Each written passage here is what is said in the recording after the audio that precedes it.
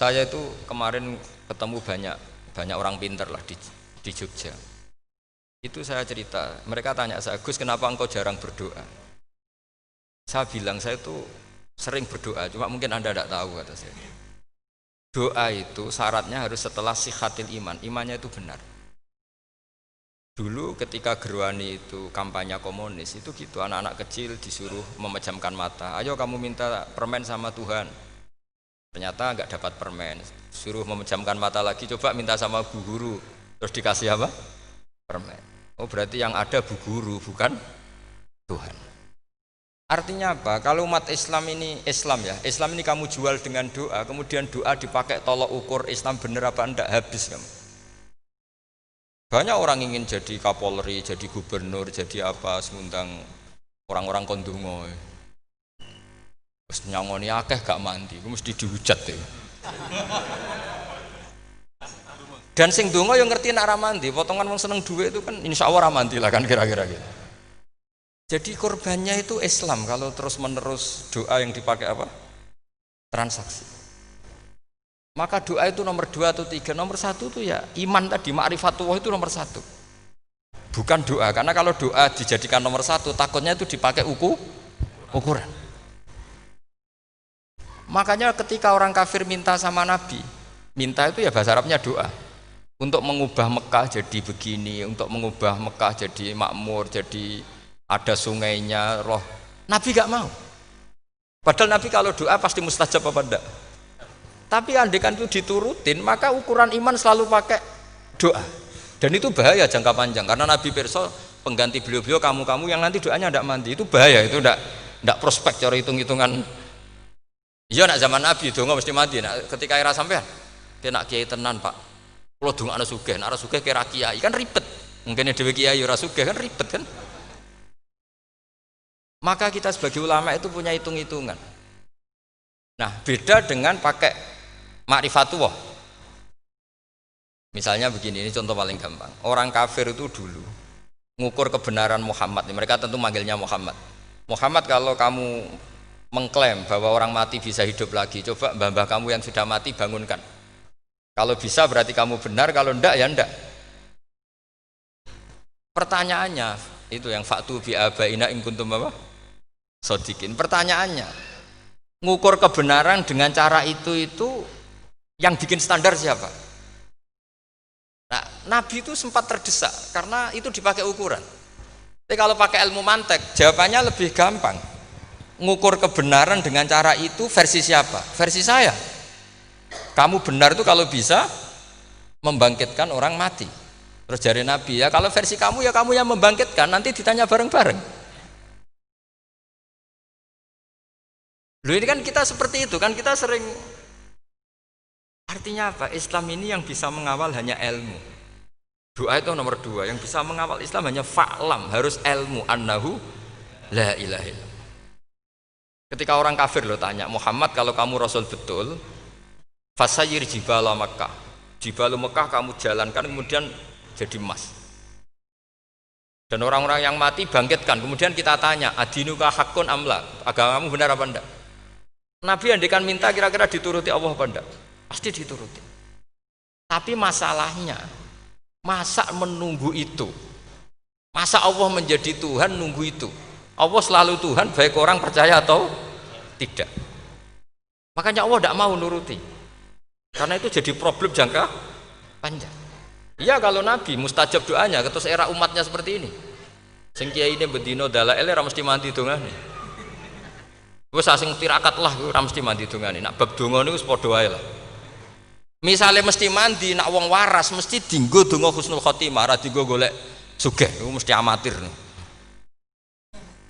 Lah masalahnya nek dienggo husnul khotimah bagi mereka yang kedonyan ya gak ngefek, dianggap tidak prospek. Panjang kan? Kalau terusaken nggih, dados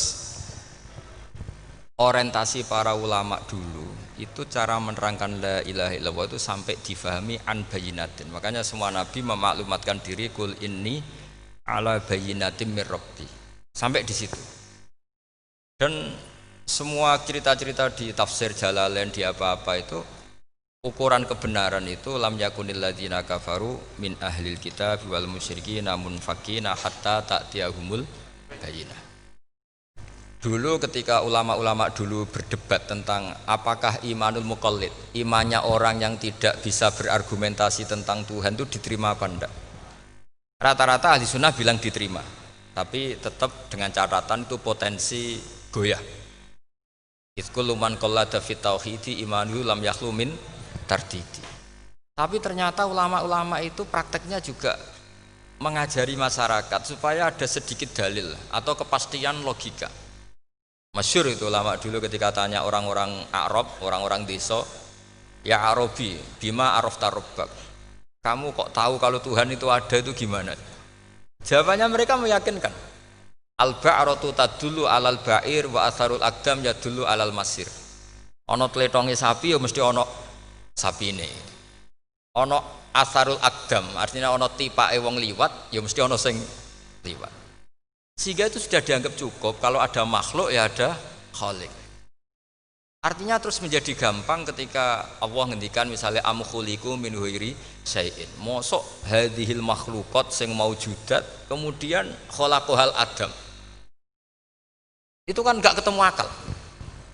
Maka termasuk kekaguman saya sama kitab Fathul Bari sarahnya Bukhari itu ngendikane wahada sing inda ahlil mantak yusama iltidzadan aklian, bahwa agama ini harus ada kenyamanan secara akal.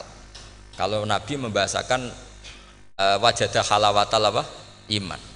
Iman yang manis itu misalnya kita profesor, kita ilmuwan, kita seorang yang top, yang paling cerdas di dunia. Kemudian kamu secara agama didogma oleh pimpinan agama kamu. Kebetulan pimpinan agama kamu misalnya komunis.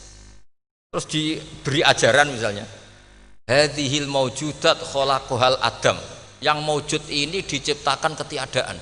Kan mungkin profesor lah mesti stres. Piye wong Adam kok ciri utama ketiadaan ya layu asiru saya tidak ngefek. Bandingkan dengan misalnya kita goblok lah, petani lah, wong paling goblok lah misalnya. Diajari bumi ki ana mbah wonten, terus sing gawe bumi ana ya ana wong barange ana kok sing gawe ra ana. Lebih gampang, itu cara Fathul Bari.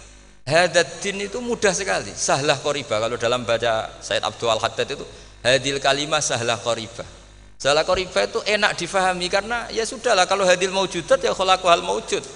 Berhubung maujud ini maujud khaliq ya wajibul wujud, kira-kira maujud super lah atau kausa prima atau apa. Jadi segampang itu ulama menerangkan tauhid. Nah khawatir saya kalau penjelasan seperti ini sudah hilang terus mau wong takok kasihate nak maca sakmene paket ngene, nak sakmene paket ngene. Lah nak ramandi terus mental. Jute la ilaha illallah ya ngobos. Nah ini kan jadi tersangka.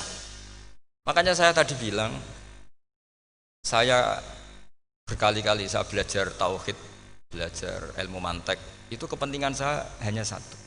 Supaya orang familiar dengan logika la ilaha illallah. Yaitu tadi mulai yang pelatihan kelas ringan, yaitu tadi al-ba'ratu tadullu alal ba'ir wa atharul aqdam yadullu alal masir, sampai pelatihan yang agak berat, tapi sebenarnya tidak berat-berat banget.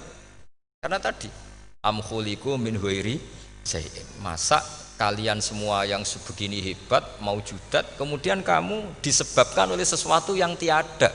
Makanya diantara rumusnya Islam itu raditu billahi Robba, rodi itu puas. Sampai cari di kamus ridho itu puas, marem. Oh coba mau coba di pangeran Allah pah-pah. Makanya kalau berharap jangan sering berdoa, nanti gampang kecewa. Karena potensi tidak mandinya lebih tinggi gitu loh. Jadi pokoknya seneng pangeran ku sapa sing gawe langit bumi, sing ngekek oksigen ora usah bayar. Sing aku elek lah ya payu rabi. Nyifati pangeran sing wis terjadi. Ora usah bayangno. Wah aku njaluk dadi bupati ya ora njaluk sugih ribet. Lho kula kecelok wong alim mboten nate nyifat donga nemen-nemen. Sing wis kliwat e.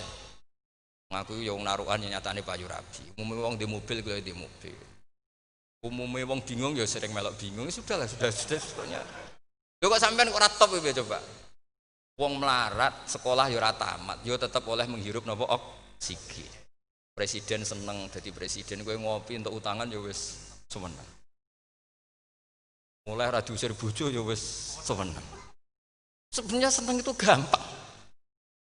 Kok yo nyifati pangeran sing wis gampang-gampang lah, kayak di Quran itu nyifati Allah itu Alhamdulillah alladzi atamani wa saqoni. Aku melaratlah nyatane kelar mangan. Sudah yang gampang-gampang. Lah sampean ndak kakian donga ben sugih. Kula bolak-balik cerita, kula nanti dilani wong elek. Rayu elek sowan kula. Kula kenangan terbaik saya dadi kiai gini. Terus kula dongakno dadi sugih. Tenane, Mbak? Nggih, tak critakno.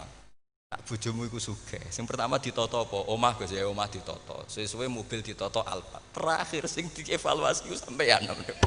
Omah wis apik, mobil wis apik, sing elek apa? Bojo, mesti sampean kena evaluasi. Iku wis mesti ya. Akhirnya Srasito. Jadi kalau nu nate bully tiang terbaik lah. Kenangan saya terbaik jadi kiai ini gini. Akhirnya, iya Gus. Kan gak mungkin. Omah suwapi, mobil suwapi. Coba yang kamu evaluasi apa tuh? Mulai artinya sudah lah, tidak usah kepengen itu dikurangi lah. Hubungan kita dengan Allah itu mensifati itu insya Allah pasti lebih indah. Ya misalnya kita Islam ya alhamdulillahilladzi hadana li hadza ma kunna linahtadiya laula. Sudah, tapi sekali sampean mikir, ustaz rewangi Islam ya mesti mlebu swarga. Oh, mesti kena was-wase setan tak jamin. Ustaz rewangi salat ya mesti swarga. Tapi nak sampean alhamdulillahilladzi ja'alana minas sajidin wasyakirin aman.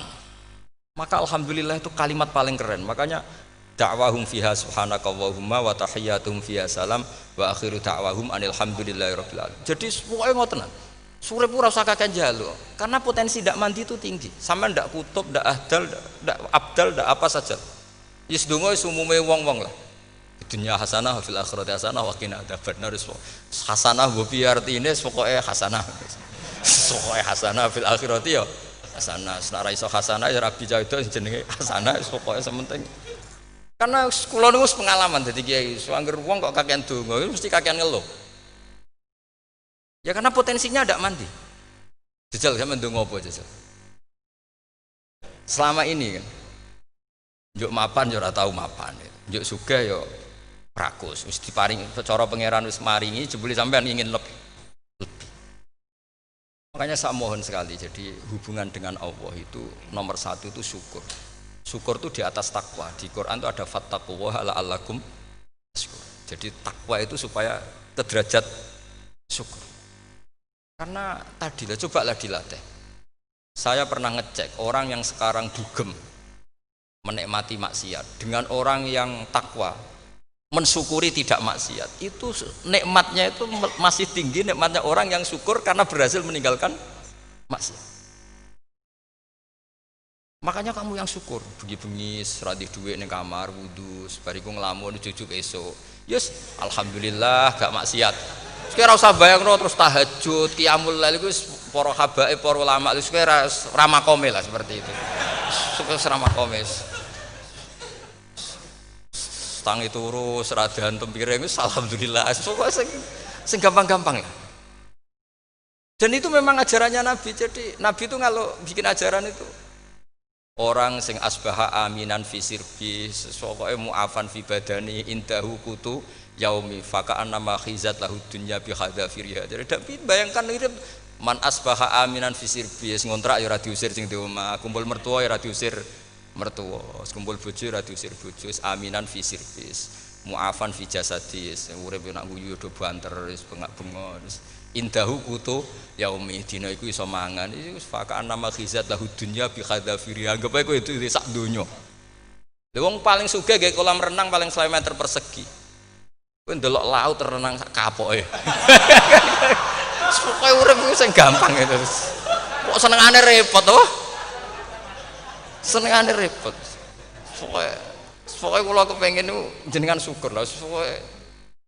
Pokoke lho nggih malah niki pokoke niki kampanye syukur lah. Pokoke karena tadi coba yang biasa donga-donga niku dikurangi lah. Syukurnya dulu yang lho sampean tak arani. Doa yang mandi itu dimulai apa? As-sana 'ala Allah. Tinggi mana doa dengan syukur? Syukur. Nabi itu kalau berdoa itu nyifati Allah panjang sekali. Alhamdulillah hamdan katsiran terus wa hamdan wa fi ni'amahu wa yukafi mazida ya rabbana lakal hamdu kama yanbaghi li jalali wajhika azim sultanik la nuhsi sana'an 'alaika anta kama athnayta 'ala nafsik antal muqaddim wa antal muakhir. Wus panjang. Sampean kan gak muqaddimah suwidi. Dongane sing dawa. wis gak dia 13. Keluar kan sering maos ikhya itu. Kalau muji pangeran itu sampai lupa Imam Ghazali, saking panjangnya. Sama delok donga-dongane Nabi itu. Kalau muji Allah itu panjang sekali. Dongane sithik. Nak jenengan mukadimah alhamdulillah rabbil alamin sampai angob. Pas donga ya Allah ya Rabbana temenanan. Sudah gak dia tiga itu. Jadi saya mohon sekali gitu, agama ini harus bifarohin wasururin. Kalau donga yang paling kalau kenang sama yang Mbah Mun gini, us farihin amuna amin.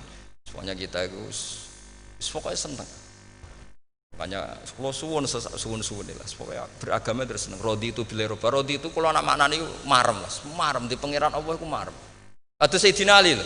Kafani izzan antakuna li robban wa kafani fakhran an akuna laka abdan. Pun Gusti entek bangga kula dadi manusa mergo pangerane jenengan. Ya cara di pangeran Firaun kan yo ribet wae. Wis mati tenggelam dadi ton. Terus wa kafani fakhran an akuna laka abdan. Kula nu seneng banget mergo dadi kawulane jenengan. Misale dadi kawulane presiden ya iso coplok. Kawulane menteri kadang ketangkep KPK. Kawulane wong sugih kadang bangkrut. Ribet kan? Makanya beliau ngendikan kafani izzan antakuna li robban wa kafani fakhron an akuna laka apa abdan. Terus niki kalau rati provokatif lah. Semergi zaman akhir sampai pandemi ngeten wis ra syukur wis ribet. Pokoke ra syukur wis ribet. Mbok niki bener apa ora wis ora penting cara kula. Misale kula ora bener sampean luwih nemen. Biasa mawon padha ora bener e. Misale kula salah ya pancen mboten maksum. Misalnya bener ya pantes, wong kula dididik Mbah Mun, terus pokoknya niki padha pantese. Maksudnya santai mawon, biasa mawon. Nak pancen sampean luwih bener timbang kula nggih, tetep salah kan. Terus tetep salah kan. Mosok wong bener kok diomongi sing ora bener, berarti malah sampean ya bagian dari tidak benar itu sendiri. Terus kula suwun lah bahwa agama ini dimulai hatta ta'tiyahumul bayyin. Jadi sesuatunya harus benar-benar sampai jelas. Assalamualaikum warahmatullahi wabarakatuh.